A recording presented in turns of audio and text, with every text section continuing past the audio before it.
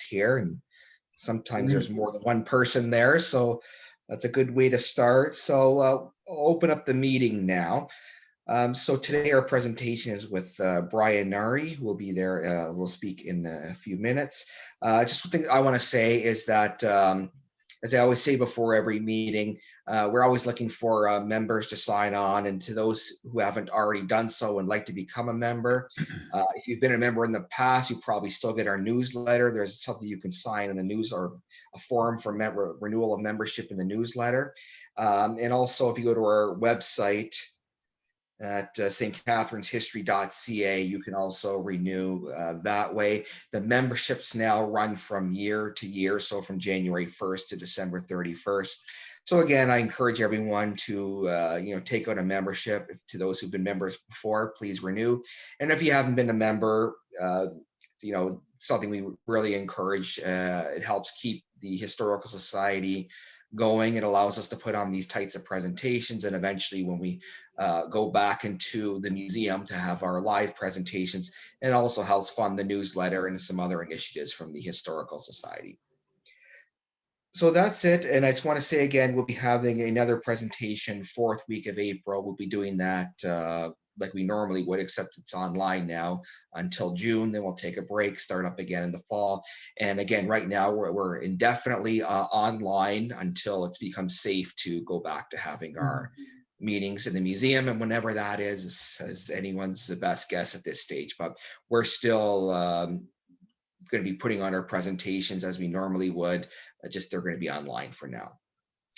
So that's it for me. So now I'm going to ask Rochelle to provide an introduction to our speaker tonight.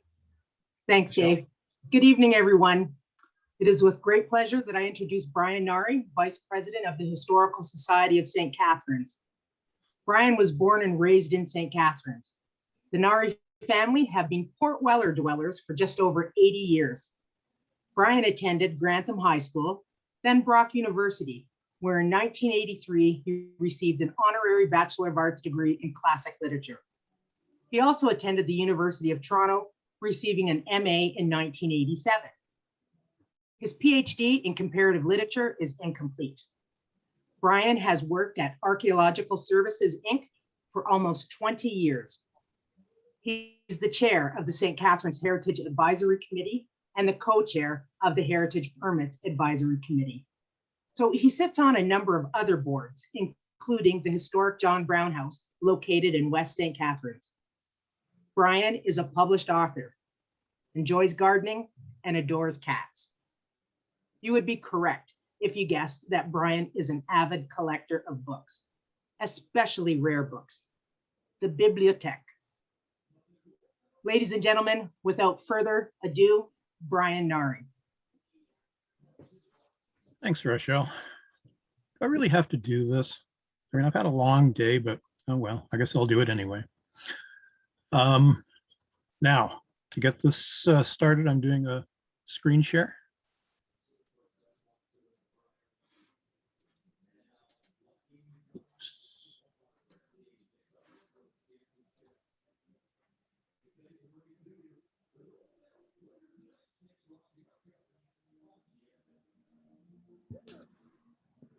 Can everybody see that? I'm good. You're good? Okay. So I want to welcome everybody to my presentation, all the news that's fit to print and even some that wasn't. I originally envisioned this to be a presentation about just the constitutional, but as I was doing my research, I thought some of the early newspaper printing history in Niagara was really quite interesting. So I thought I'd get into that as well. Just a quick disclaimer that some of the slides that you're going to see have phraseology, which is a product of its time. It certainly wasn't right when they used it then, and it isn't today. So just bear with me on some of these. The first newspapers printed in Canada, which may have had a limited readership in the Niagara region, were the Quebec Gazette, which started in 1764, and the Montreal Gazette in 1778. I'm not seeing your screen. You're not seeing it? No, Nor I am see I. you. Nor am I, We Brian. can see you, Brian, but we can't see the shared screen. Okay.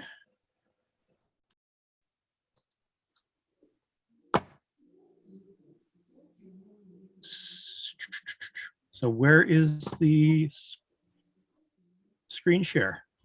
So at the bottom, Oh. little green arrow. There we go. And I'm clicking on, Run your PowerPoint.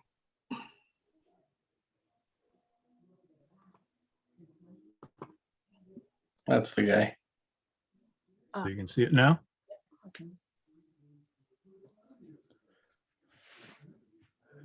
Yes. Now So we're you good, can- Brian. Yeah. You can see the slides now? Okay. And I want to do that. Yes. So that was my opening slide, the opening titles. Here's the disclaimer. This is what I was saying about the first newspapers in Canada, the Quebec Gazette, the Montreal Gazette. They may have been read by people here in the Niagara District, we don't know. The region has a history of newspaper publication dating back to 1793 when the Upper Canada Gazette was started here in the town of Niagara-on-the-Lake. It was not really a newspaper in the sense of something that we would pick up today to see world news and obituaries and things. It was more a newspaper that dealt with the government policies and legislation. They would print statutes and things like that. The other image on the screen here is the original press that was used to print the Upper Canada Gazette in Niagara. And in case you're curious, the actual press still exists. Here it is at Mackenzie House in Queenston, which is quite an interesting museum to go and visit. And certainly the press is, quite a rare survivor from the early history of Upper Canada. Niagara was the main center of newspaper printing for 2 decades, even though the Upper Canada Gazette was moved to Toronto. The Kingston Whig Standard started up in 1810, which probably had some local readership. But even during that early period, we still had newspapers being printed here in Niagara. We had the Canadian Constellation, the Niagara Herald, the Upper Canada Guardian or Freeman's Journal, and the Bee. And some of these newspapers just survived by the very slimmest of occurrences. I think the Bee that you see in the lower right-hand side, I think that was found pasted on the inside of a trunk, and it survived because of that. We also had the Buffalo Gazette, which started publication in 1811. We had no printing going on in Niagara during the War of 1812, which of course, stands to reason because we were invaded. Niagara was captured, so there was nothing going on there. Some newspapers continued to be printed in York and Kingston, but nothing reappeared in the local area till 1817 when the Gleaners started up, and it lasted for about 20 years. We had other newspapers like the Canadian Argus and the Colonial Advocate. And this Gleaner, it's really surprising. The Gleaner is actually a very small newspaper. It's only about 5 by 7 in size, or maybe 6 by 8. It's a very small publication in terms of the page size. Another early newspaper was printed at St. David's by Amos McKenney. It's the Niagara Spectator. And in 1816, McKenney moved his printing office to St. Catharines, and it stayed here for about half a year and then moved back down to the town of Niagara. And the interesting thing about the Niagara Spectator is that during the time that it was in St. Catharines, it was the first newspaper that was published in our town. Newspaper publication in Upper Canada greatly increased in the 1820s to the 1850s. This was because of the lower cost of paper that came in. It could be brought in cheaper along the Erie Canal from New York, but after 1826, paper was also being manufactured right here in Upper Canada. News was brought from Europe, of course, by ship. In 1858, they started to lay the transatlantic cable, which they thought would, bring news in a flash from Europe. In the lower right, you can see an article from the Constitutional where they're talking about, the telegraph cable is coming across, it's almost here. And everybody was really disappointed when that cable was first laid down, because it apparently took something like 2 hours for a short message to be telegraphed across the Atlantic. Queen Victoria sent a message to the President of the United States saying, "Woohoo, the cable's open." And it took like 2 hours for the message to get from England to Newfoundland and then to the United States. And it took about 2 hours for the president's reply to go back in the opposite direction. And the cable only operated for about a month or two, and I guess salt water or something got into it. It shorted the whole system out. So until 1866, we were back to waiting for news to come by shipboard. And here's a page from the St. Catharines Constitutional showing that news was brought from Europe by means of the ship called the Africa. And almost every issue of the paper had news that was coming in by a different ship. These maps I just tossed in so you could see the newspaper towns in Ontario. Between 1781 and 1800, it was just the little old town of Niagara all by itself. After 1801, we get Kingston and Niagara publishing newspapers. Then in the 1820s, 30s and 40s, with cheaper paper, you can see there's more newspapers being printed in Southern Ontario. 1840s to 1860s, it just explodes. There's newspapers being published all over, and St. Catharines, was among the publishing centers. In St. Catharines, we had the Farmers Journal, which started in 1826. The very first issue is the one pictured on the left-hand side. And by the early 1830s, it was looking like a much more interesting newspaper. There was more visuals, more ads, and the masthead certainly became, much fancier. Between 1832 and 1868, there were lots of other papers being published in St. Catharines. This is a list of the ones that I know about, but none of them posed a greater threat to the St. Catharines Journal than the Constitutional. The paper was inaugurated in 1849 by J.B. Giles, who was with the Welland Herald. The paper seemed to do okay for a few years, but difficulties forced him to give the paper up. It was taken over by John Richardson, and he relinquished control of the paper in 1853, at which time James William Seymour stepped in and he took over the paper. One of the first things that he did was to buy a Ruggles press and new types of type, of font.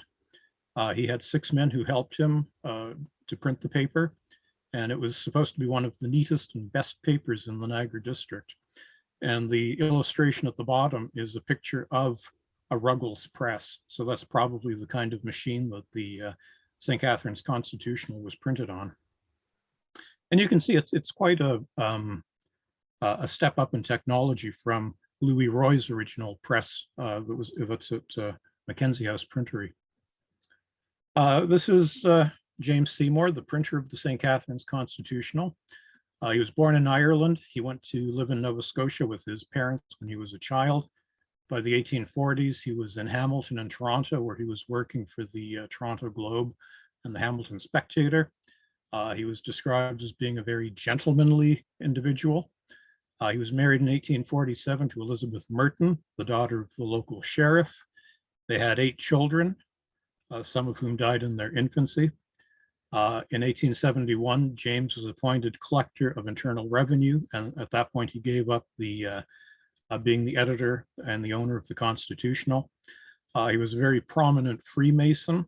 He helped to found a couple of Masonic lodges in the area, and Seymour Lodge in Port Dalhousie is named in honor of Mr. Seymour. Unfortunately, he died from pneumonia in his 60s, and he was buried at Victoria Lawn. This is the grave site at Victoria Lawn for James Seymour. He and his wife are commemorated on one side of the tombstone, and his 3 unmarried daughters on the other side. Now, one or the other of these houses on Duke Street is Seymour's house, and I suspect it's the yellow one, which is number 13. At one point, the family was said to have lived in number 15, and then you see them for a long time at number 13. So maybe they lived in both of these places, but I think the one that the family lived in until the 1930s was the yellow house. Junius, who wrote his walks column in the rival St. Catherine's Journal, talked rather glowingly about James Seymour and his paper, mentioning that he was a spicy writer, he was an able journalist, he was a companionable gentleman, and he basically sums up by saying that the town newspapers keep our people posted up, journaled up, constitutionaled up on all matters, both at home and abroad, both exotic, spasmodic, idiotic, townotic, et cetera, et cetera. So all the newspaper reporters had a certain way with words back then, something that I think we've lost in this day and age. So the St. Catherine's Constitutional collection is bound in a rather large volume with a deteriorating leather spine. It's about 18 by 24 in size. The label on the inside shows that these issues were collected by Miss Seymour, probably one of the daughters of the publisher. And I suspect that it would have been either Mary Elizabeth or Emily Caroline, because the other maiden daughter who lived at home died before 1928. So it was one of those two sisters that put this collection together. Before this, there were only 5 known issues of the Constitutional from 1858-59. The collection of newspapers that are bound in the volume that I just showed you is 83 issues between January 1858 and December 59. And out of this number, I think 79 of these issues do not exist on microfilm anywhere. And this is just a close-up of the masthead showing downtown St. Catherine's at the time of the newspaper's publication, and the little motto of the paper at the bottom. The paper was issued weekly in a 4-page format. It was originally priced at 10 shillings per annum if you paid in advance. And I think it went up to 15 or 20 shillings if you paid in a lump sum at the end of the year. And it eventually went up to $2 in advance, $4 in a lump sum. And Seymour printed the terms of the newspaper on the front page. And you had to be a Philadelphia lawyer to try to get out of your subscription if you didn't, keep up with your payments. He was rather draconic about that. We know at least the name of one subscriber, Angus Cook. His name was written on top of the one issue. I think this might have been Angus Jr., who married into the Hostetter family, but I'm not sure. One of the other newspapers also has a subscriber's name on it, but most of them don't. Seymour was critical of his rival newspapers. He was calling the St. Catherine's Journal scurrilous about some of their news reports that they printed. He called the Post, the Wang Doodle Morneth, because of certain newspaper articles that they were upset about. And he also called the St. Catherine's Journal the St. Catherine's Fizzle. So I don't think he was particularly pleased with the journalistic abilities of the other papers. And he certainly didn't like Hiram Leavenworth. And there was a long article in the Constitutional about Mr. Leavenworth having a bit of a temper, and he pulled a knife on Mr. Francis Lawler.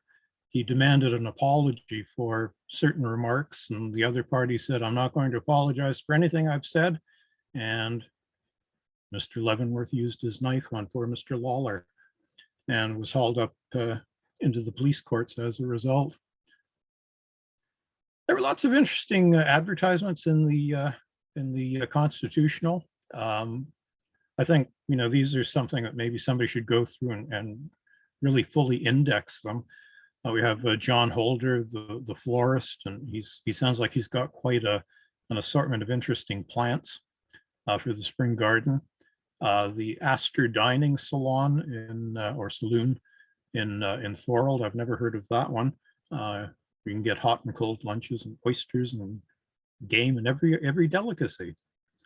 I wonder though, when he talks about everything about the saloon is new, the liquors and landlord are unadulterated. Does that mean the landlord was unadulterated? I don't know. Parsons Ambro type rooms. I didn't know we had photography at that early date in the city, 1858. The St. Catherine's Lager Beer Saloon, kept by Mr. Gottfried Berger. Achtung, das ist gut, ja. The Grantham Dining Room by Mr. O'Loughlin. Looks like he also had some hearty fare. And Miss Jenny Pritchard, who's offering piano lessons at her James Street residence, $8 per term and $1 extra for the use of the instrument. I just wondered, well, how are you supposed to learn how to play the piano if you can't use her piano? Were you supposed to bring yours from home? Anyway, well, we had a dancing academy in 1857, 1858, run by Professors Sirocco and Daniels. And I note at the bottom that they wanted to rent for 3 or 5 months a good piano forte. So perhaps Miss Pritchard decided to let her piano be used there. Dr. Smith, the dentist. You wonder what kind of dentist he was, because looks like he's just doing dentures. We got a chemical hall, which sounds dangerous, but it was just another name for a pharmacy. And in this picture, you can see that some of the newspapers were or are getting to be in rather frail condition. They're starting to tear and curl up. And William Barron, our tombstone maker, he originally had the ad that you see at the very bottom in memory of William Barron. And I'm sure when people saw that, everybody went, oh my gosh, Mr. Barron's dead. And then they realized, oh, ha, ha, ha, it's only his advertisement for his business. And he very quickly switched to the ad that you see beside it, which I think is a much more tasteful ad advertising his tombstones and marble monuments. This was an interesting one. The circus came to town in August of, I guess, 1859, Sands Nathan and Company's American Circus. And I put the ad in. The two images on the left-hand side were actually part of a very long ad. So I cut it down, and so I could blow it up and have it on the same screen. But, you know, what a delightful ad, you know, seeing the trained elephants and the ponies and so on coming in. The ad that you see on the right-hand side at the very top is actually this, it looks familiar. It looks like the constitutional ad, and that's from an American newspaper. So I suspect that probably he must have had a supply of these, these images, and they were just sent on to the various newspapers, say a week ahead of when the circus was expected to come. The colored lithograph on the bottom right, I just found that on the internet the other night. It didn't appear in the St. Catherine's Constitutional, but it's the colored image of what you see in the newspaper ad. That gives a pretty good idea of what the circus might have actually looked like when it was rolling into St. Catherine's in 1859. And these are a colored lithograph. These are the clowns from the circus that came to town. And some people might think they look amusing. I think they look pretty creepy myself. The front page was reserved for literary pieces and advertising and significant world news. The inner pages contained a mixture of international and local news and some advertising. And the rear page always had an ad or a column called Crumbs for All Kinds of Chickens. It was basically a filler column, and it was short stories, jokes, and practical household hints. In this case, there was a story about, how hot the weather was. It was a tolerable hot day. And the practical advice was how to destroy flies on your rose bushes by wrapping a wire around it and pushing it into the ground. I don't know if that was supposed to electrocute them or what. And we had literary pieces that appeared on the front page of the paper. In this case, there was a prize poem. And I feel really, really badly for Master Joseph Gundy of the St. Catherine's Grammar School. He was probably very, very nervous in front of the audience and wishing he wasn't there, having to recite this poem that he wrote all about, Numa Pompilius, one of the early kings of Rome. The bloodied sword was scarcely dry. The tear still glistened in the eye of those who wept for loved ones slain, whose bones lay bleaching on the plain when Numa, born in Sabine home, was chosen king of mighty Rome. And I defy any public school child in this day to write a poem like that or even know who Numa Pompilius was. We had stories about the weather. In January of, I believe, 1859, we had the story that the thermometer was 16 below zero at sunrise, and at Port Dalhousie it was 10 below. A few months later, we had a story about a late storm, which raged through the area. Heavy rain flooded the 12-mile creek, flooded the canal. It overspilled its banks. It caused damage in Mr. Reynolds' sawmill.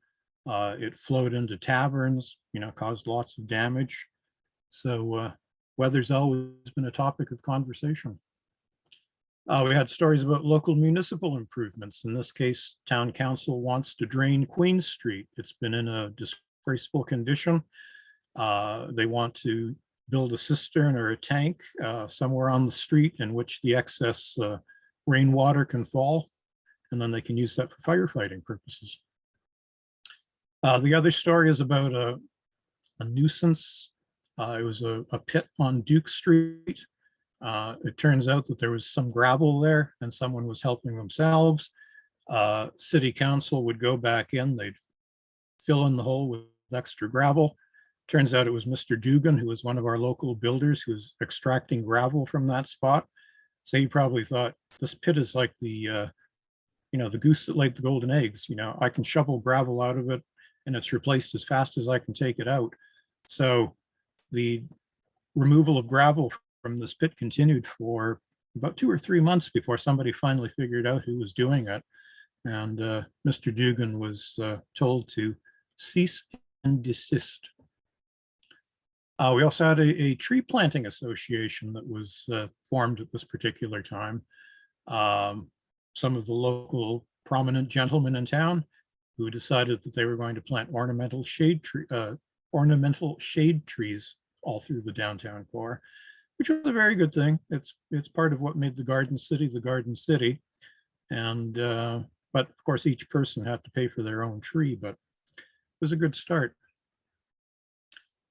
They also wanted to have a water tank somewhere near Mr. Nugent's tavern, which would be useful for firefighting purposes.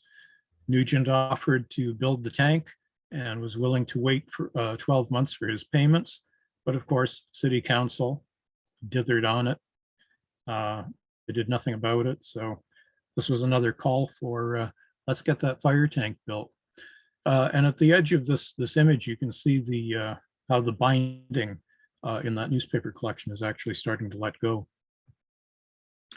There's practical stuff in the constitutional. We had reports of who the newly elected council members were. We had railroad schedules, post office notices, and every week we had market prices. So, you could see, 37.5 cents for a bushel of corn, 25 cents for a bushel of oats, and so on. 6 cents a pound for mutton. Reasonable prices by today's standards. Almost every other paper had Grantham Township minutes. That would be very useful for somebody to go through all of these and collect them, because I don't think we have a full set of township minutes. So this is one way to augment that deficiency. We had vital statistics, birth, marriage, and death announcements. I'm rather partial to the one on the right-hand side because it shows that Mrs. Jacob Hofstetter had a son. We had regional news. On the left-hand side, we have a story about Mrs. Anderson of Seneca Township, which of course was once part of the Niagara District, and she poisoned herself by eating rhubarb leaves. She ended up with a violent fit of vomiting, and The poison prostrated her entire system. Poor woman. The story on the right is really quite gruesome. It's about a woman named Mrs. Taylor, I believe. And she was wanted to help her husband. She wanted to move a vat of boiling oil out of the way of the stovepipes, stood up on a chair to try and move stuff around. And of course, she went headfirst into the vat of boiling oil. And then her clothing caught fire. And it says, by the time that they got to her, she was scalded in such a manner that the flesh and hair left her face, neck, and head upon the slightest touch. We can only hope that for the poor woman that it was a very quick death. We have news about the new post office at Homer being opened in 1858, and lauding the convenience that would make for all of the inhabitants, because they don't have to go 2 or 3 miles to get their newspapers and letters. They can get them right there. And I think this is about the earliest use of the name Homer that I think I've seen, plus the name of the first postmaster, William Smith. St. Catharines had lots of social clubs and entertainments that were advertised in the paper. We had a cricket club by 1859. We had a debating club in 1858. We had our horticultural society. Local residents could contribute columns to the paper. Delos Beadle, who was our preeminent nurseryman at the time, had a column about facts on horticulture. In this particular one, he's talking about the different cultivars of grapes that were suitable for this area, talking about ones that were being grown in Western New York that he thought would do well here. The other column is by Mr. John Gibson of Grantham, and he's been experimenting with lime on his wheat crop, and apparently it kept the wheat fly away, and it helped to increase the yield of the crop. The doings in the police court column is where a lot of the really good stuff is found in the Constitutional. The mayor of St. Catharines would preside over the court, and any minor infractions of the law were brought before the magistrate, the chief magistrate. In this case, we've got Francis Harkness from Niagara, who was drunk in our market square, so he was locked up for $10, or for 10 days if he couldn't pay the $3. Michael Needham, who got the name Mickey the Legs, he was almost weekly in the column, the police court column, in this case for helping himself to some firewood that he didn't have permission to take. And poor Michael Riley, who was bathing in the Welland Canal and indecently exposed himself, was fined $1. The other column, none other than Mr. Calvin Phelps, was charged with obstructing the customs officer at the Suspension Bridge. Turns out that Mr. Phelps was trying to smuggle cloth into St. Catharines without paying duty on it. So it's not just, the lowlives that were showing up in the court. It was also some of our more prominent citizens. Brothels and fancy women. Yeah, we had those too. Elizabeth Woods, a nymph of the pave, who was brought here from Buffalo. Having no funds, she was committed to jail for 30 days and then ordered to leave the town. In St. David's, Jane Penman and Julia Secord were conducting a house of ill repute. Various neighbors offered proof of the most disgusting and abandoned character of these defendants. Elizabeth Hube and Catherine Hamilton, alias Whiskey Ellen, abandoned prostitutes, were brought up for having a disorderly house on James Street. They were both fined, and if they couldn't pay, they were sent to the Niagara jail. And then the brothel in which they resided was afterwards burnt down by some incendiary, we suppose to purge it by fire from the sins committed upon the premises.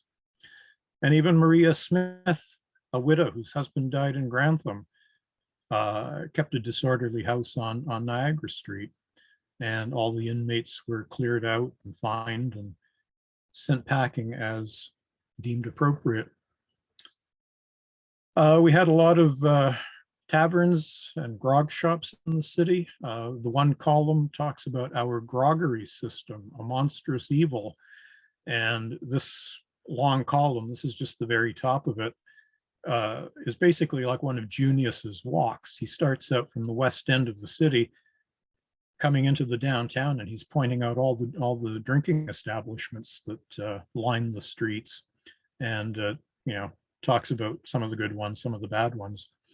And of course, poor William Johnson decided to partake of the refreshments at one of these places and indecently exposed himself on St. Paul Street.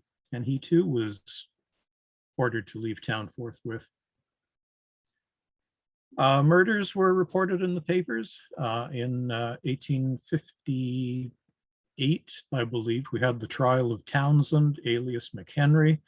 And these stories cover like almost the whole issue of the paper when it was published. And the great part about these columns is that you can see all the names that are there, people that were offering testimony about the case. And this was actually ended up being a double murder because Mr. Doan, who gave evidence at the trial, and he was warned not to give evidence, was found beaten to death because he had given evidence. And of course, they end up saying that he became a martyr to his own truthfulness.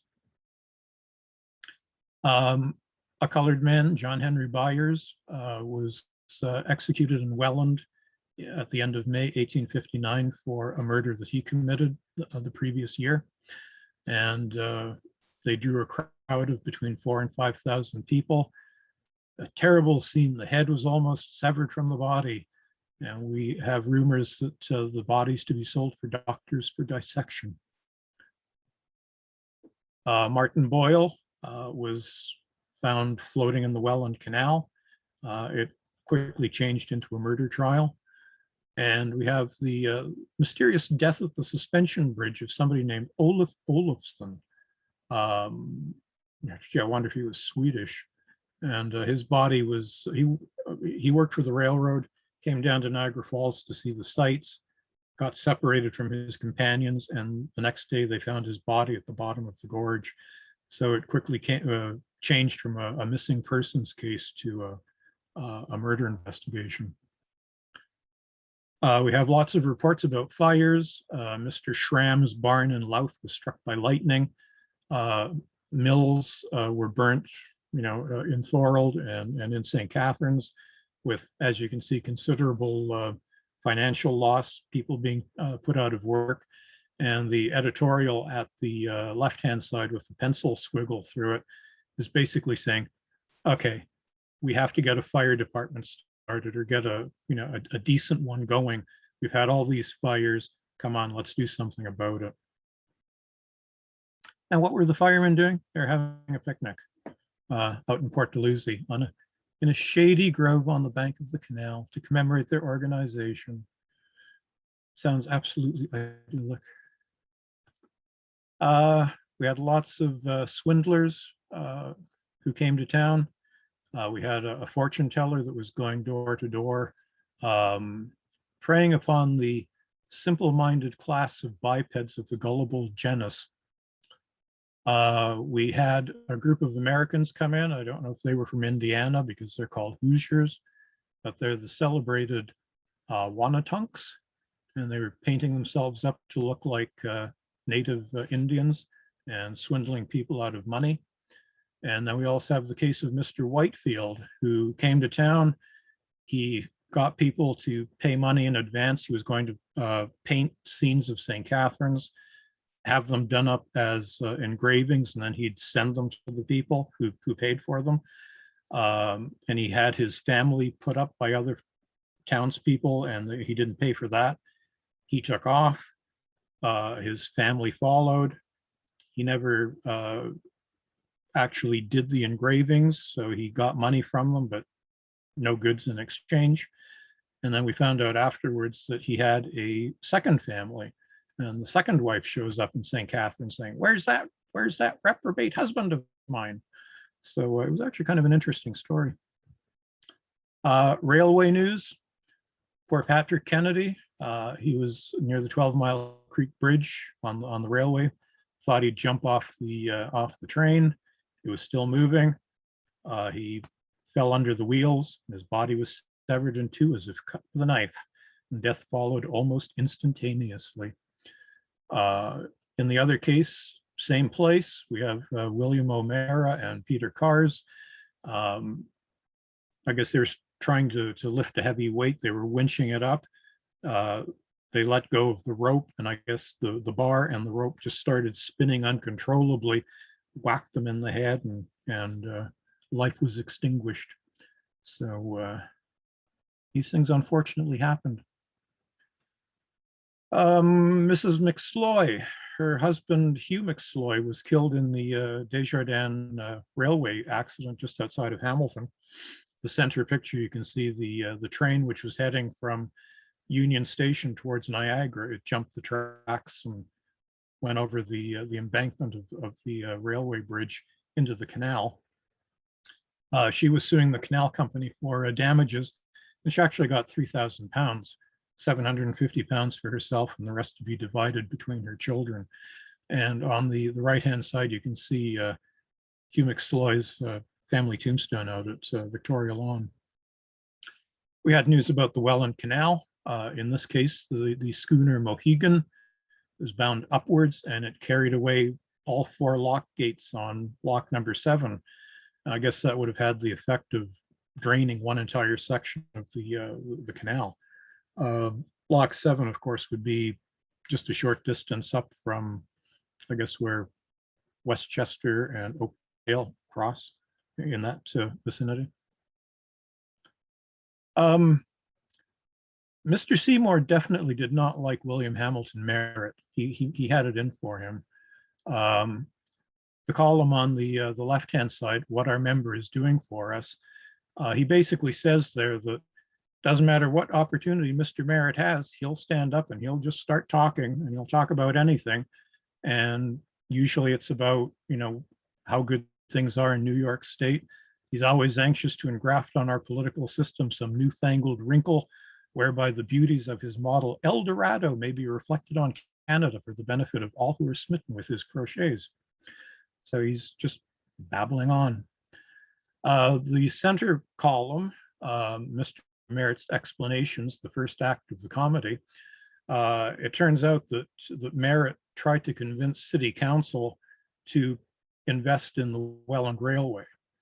And he said, okay, guys, I'm a little bit short on cash. So if you can give me $12,000 for $7,000 worth of stock, I'll sell the stock. And then when I get the extra money, I'll pay you back the difference, which of course he went off and he was peddling his stocks in different places, gets back to St. Catharines, and town council says, okay, Mr. Merritt, where's our stock?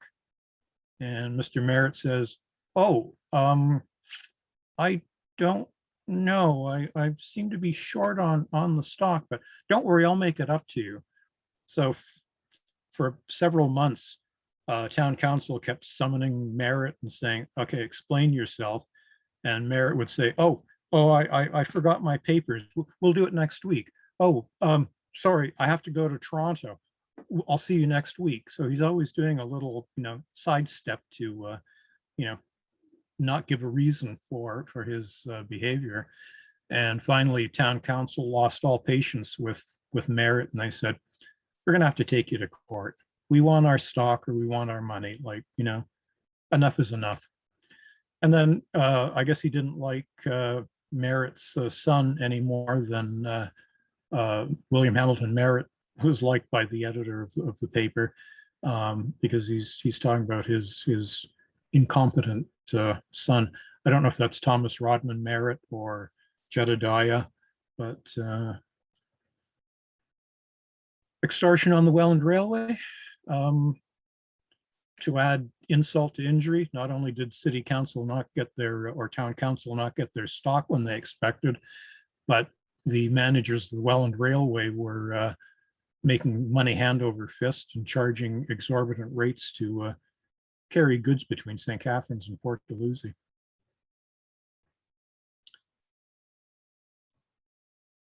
The Black community took their fair share of knocks by the St. Catharines Constitutional.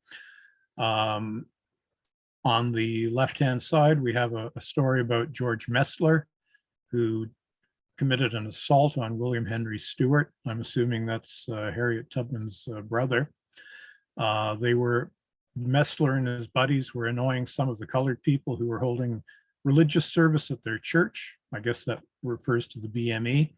And Mr. Messler whacked Mr. Stewart over the head with a club. Of course, poor George didn't have the money, so he was sent to the Niagara jail, where he will learn morality and be kept out of mischief. In the middle, Patrick Walden was charged with George Holmes, an Ethiopian with a pair of lips like bologna sausages, with pulling the wool over his eyes. That's not very good terminology to use.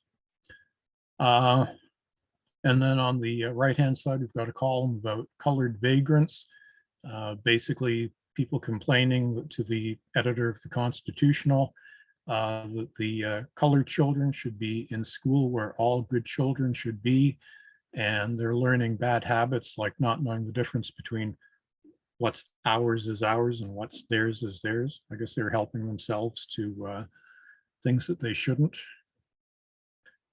Charcoal sketches.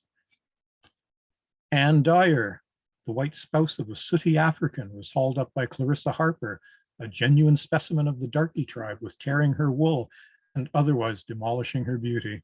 His worship felt sorry indeed that sisters Anne and Clarissa should thus spend their leisure hours, and to prevent a recurrence of such doings in future, find them $1 each. In 1859, I think this column was, we have an early reference to Emancipation Day events in St. Catharines. And William Smith, a colored gentleman, was taken in by the constables in a state of blissful effervescence on Bobolution Day. He had spent the day marching around town in the procession, had been freely drinking. Next thing you know, he winds up in the police cells. And then you have advertisements like this from T.P. Casey, who was one of the local Black businessmen, enterprising Black businessmen. He was burnt out, and yet he was able to, get himself back up and running, got a larger establishment. He's offering, the best perfumery, Spanish cigars, and just letting people know that, hey, come and support my business. We also had anti-Semitism in the St. Catharines Constitutional. In this case, there was a Marcus Moses from Rochester, New York, who was charged by Levi Farwell, who was staying at the Welland House with the theft of a watch. And it turns out that the watch was stolen to begin with. And the column continues further down. It's talking about, Jew met Jew, and Moses and Levi were having this great tugging match with the watch until it was taken away from them, much to their chagrin, because they wanted to settle once and for all whose watch it was. And there was another article that I forgot to copy. I didn't jot the date down for it, and when I went to look for it later, I couldn't find it. But it was a piece about French Canadians in St. Catharines, and that article sort of poked fun at their accent, and I think it even specifically called them froggies. Everything but the kitchen sink. 1858, somebody writing a letter to the editor complaining about the high price of gas. Why are they paying less for gas in Hamilton and Toronto than here? There must be something more wrong with the management of our gas company than meets the eye. It's no joke, these hard times when ready cash is scarce, to meet an extortionate bill, such as is quarterly presented for payment by the gas company. And if it's not paid up right away, screws are clapped on. I'm sure many of us after a winter heating season can sympathize with that one. The column on the right, the crinoline reform bill, I'm still not sure if that's a bit of fake news, if it was a joke, or if it was something that was actually going on. But it was a bill that was supposed to limit the amount of cloth, the amount of silk that ladies could wear on their using their dresses, and to limit the size of the hoop skirt that they could actually wear. That's one that I'd like to take another look at to see, is it genuine, or is it just something that people would read and go, ha ha ha, isn't that wonderful? We had news about Blondin's tightrope excursions, his walks back and forth across the Niagara River. In this first one, 7,000 to 10,000 people were present, but he repeated the feat with a bag on his head, and there were 40,000 spectators. And it said that Mr. Blondin will continue his exhibits twice a week during the summer. We had news about the War of 1812, commemorating the battle, the retirement of Colonel Clark from the Lincoln Militia, and even a nice story about the final completion and opening of Brock's Monument. And just a little curiosity. We understand that the worthy host of the Stevenson House, in order to attract visitors to the hotel, was going to get up a balloon ascension. I guess people will be able to have a ride up and down and get a bird's eye view of downtown St. Catharines. And that is that. It's just a fun little romp through the paper to give you an idea of what was in these constitutionals. So if anybody has any questions, I'm open for it. Brian? Mhm. I don't know if I can ask this or if you can answer it, but where did you get your constitutionals from? From where? They came from a dealer, an antique dealer, Mhm. and he had the entire collection.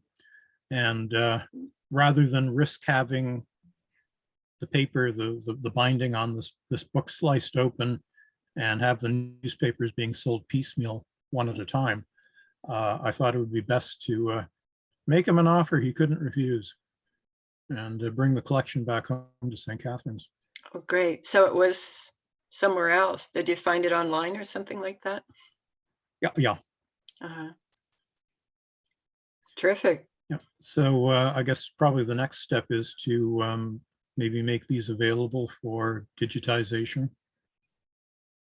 Because I mean, if these are the only copies of these papers, I mean, I'd hate to think that they would be, if something happens to me, just tossed out in a dumpster, which it could happen, you never know. But I'd like to have them digitized.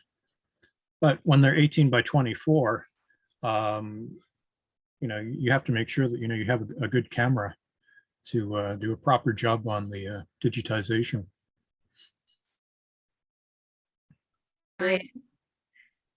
Brian, it's Mhm. Lorraine. Did he say where he got the paper from? That he didn't say. Okay, thanks. Be interesting to find out. I have a question, Brian. Yes, Uh, Gail. Yes, Library and Archives Canada is very much behind in their digitization of the any of the newspapers, as has been noted by Anglo-Celtic Connections. They're just way behind. They're not digitizing things, and there have been massive complaints. So fingers crossed. Well, these papers aren't going anywhere, so if it takes a few years, they'll be here.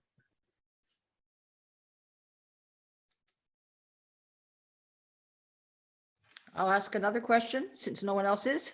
Sure. You mentioned at the beginning that you're quoting, of course, from these papers of the time. And I know from your work with the Heritage Advisory Committee, City Committee, that you do a lot of very good research into newspapers and other kinds of sources. And occasionally you have been told to update your references Right. to, for instance, to not call colored people, you call them blacks because that's the terminology is today, and it's sort of like rewriting Shakespeare, if you will. If it's a quotation in a paper, it's a quotation, right? And it was the way people spoke at the time, racist or not, or whatever. Yeah, but I thought, I just better put it in case.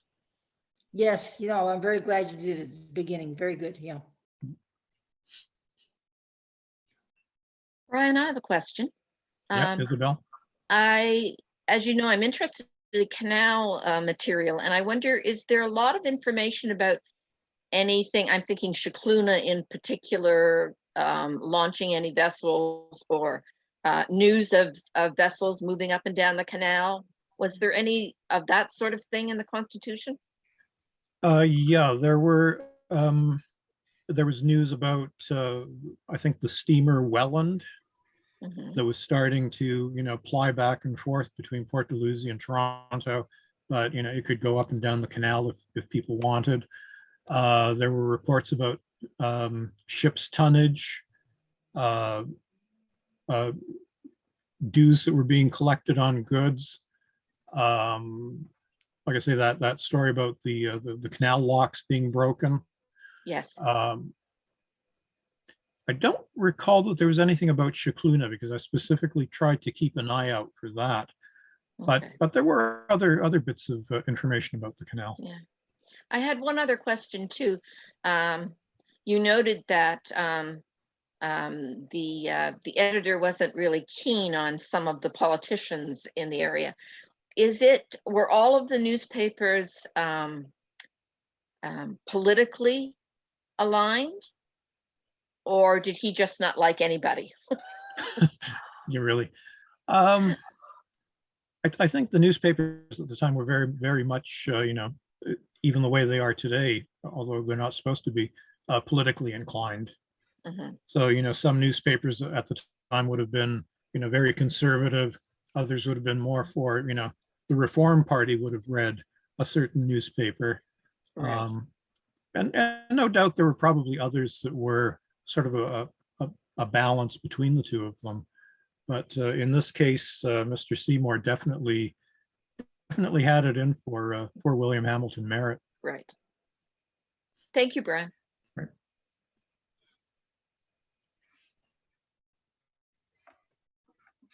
See the question in chat?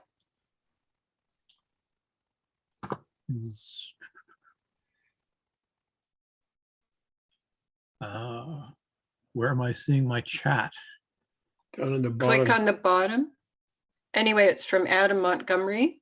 It says, what's the biggest surprise you've found?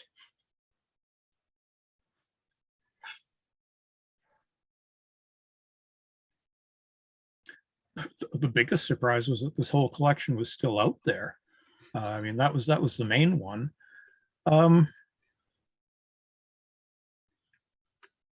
Actually, that's a good question. Which would be the biggest surprise? I'll have to think about that, and I'll email Adam afterwards. I mean, they were all, all the stories were interesting. I guess maybe the most interesting one, the most surprising one, was just the one that William Hamilton Merritt was trying to Yeah, swindle the town council out of money. yeah, I thought so too. You know, Yeah, that was a surprise. maybe he needed to finish his,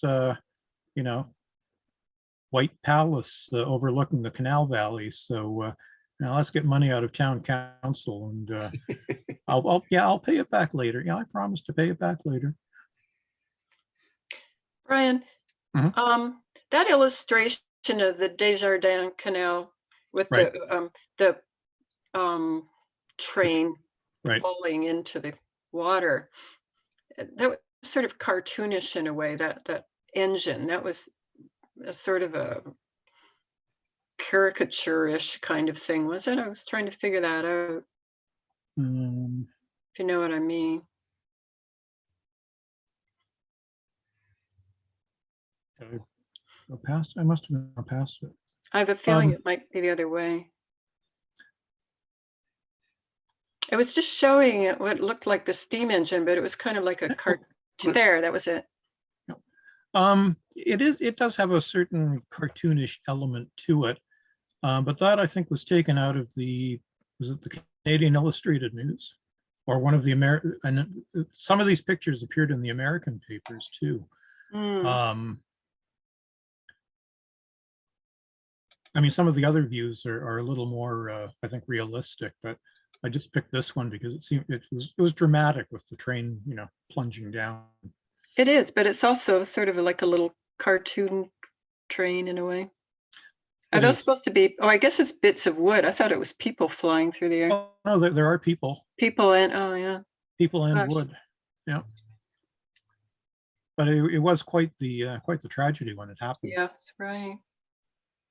It was quite shocking, almost like a plane going down would be to us. That's Mm, right. And there were a lot of very important people, business people who were on that train who were injured. Mr. Or Zimmerman. Zimmerman himself is the one I was thinking of in particular. Yeah. Generated a lot of newspaper activity all over throughout the sort of the financial world of the day. Yeah, and then I think it also led to maybe greater safety measures being initiated, especially on places like that, like, you know, bridge crossings and things.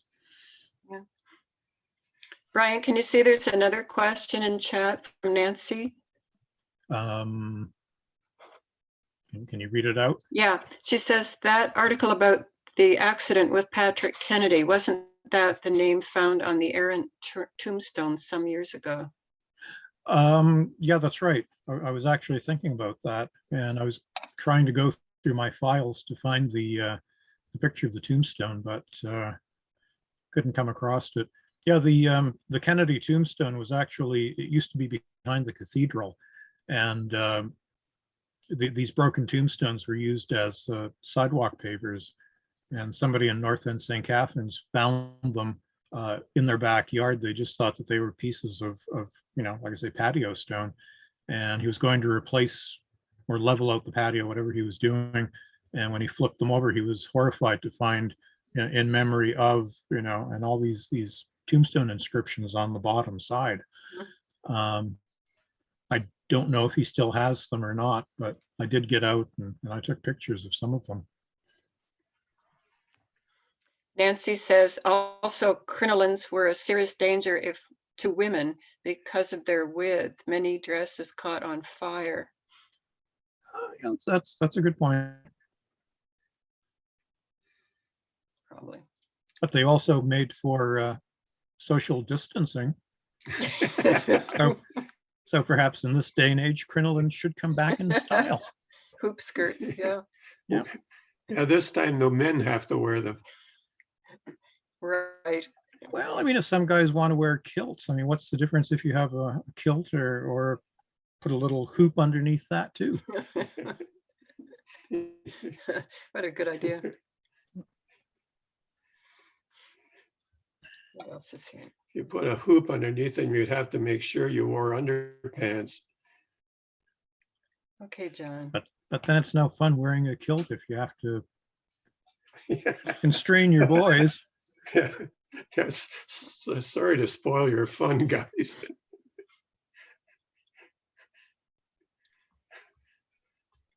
All right, Brian. Well, I guess I can end it there.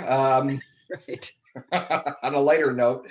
But Brian, thank you for the presentation. I think that we learned a lot. The good, the bad, and the ugly was all in there as to how, you know, what St. Catharines would have been like 160 years ago or so. But thank you. And that's looking at primary sources, I always say, is the best way to understand history. And you did that, and you saw through some of the biases and so on. So that's what history is all about. So good presentation, you know, good sources and good analysis of it. So, you know, very, very good. It was an hour well spent on a warm Thursday night, in my view. So thank you, Brian. And again, on behalf of the board, of which you're actually a member, we, you know, thank you, and look forward to another presentation someday down the road. Yay, Will do. Brian. Very nicely done, Brian.